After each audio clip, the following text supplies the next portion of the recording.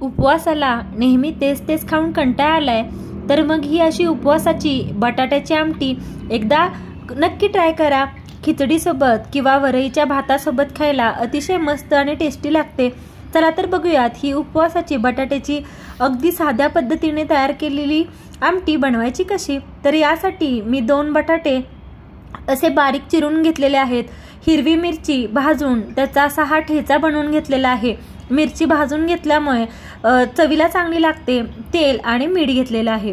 सर्वात प्रथम काय करायचं, कढई गरम झाली की मी त्याच्यामध्ये 2 चमचे तेल ओतून घेतलं। तेलामध्ये बारीक करून घेतलेला हा जो मिरचीचा ठेचा आहे तो मिरचीचा ठेचा आपल्याला छान भाजून घ्यायचा आहे। अगदी 2 ते 3 मिनिटं तेलामध्ये हा मिरचा व्यवस्थित भाजून घ्यायचा, म्हणजे मिरचीचा कच्चेपणा देखील राहत नाही आणि आमटीला चव देखील छान लागते।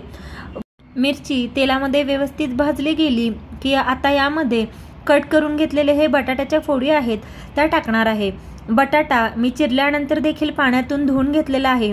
धुतल्यामुळे बटाट्याचे एक्स्ट्रा जे स्टार्च असतात ते निघून जातात, म्हणून बटाटा चिरल्यानंतर देखील धुवून घ्यायचा।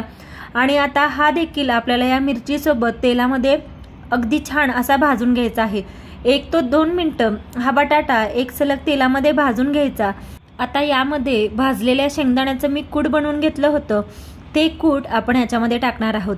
अगदी बारीकही कूट करायचं नाही, मीडियम आकाराचा कूट करायचं आणि ते देखील या बटाट्यांसोबत परतून घ्यायचं। तेलामध्ये परतल्यामुळे याची चव छान लागते।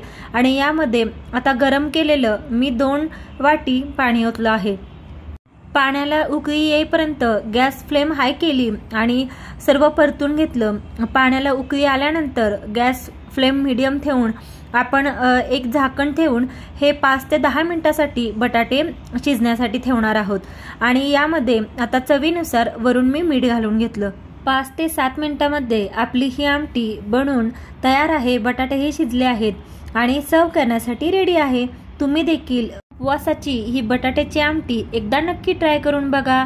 व्हिडिओला लाईक करा, कमेंट करा, शेअर करा आणि मिसेस RYK या माझ्या यूट्यूब चॅनेलला नक्की सबस्क्राईब करा। अशाच नवीन रेसिपीज बघण्यासाठी बेल आयकॉन प्रेस करा। Thank you so much.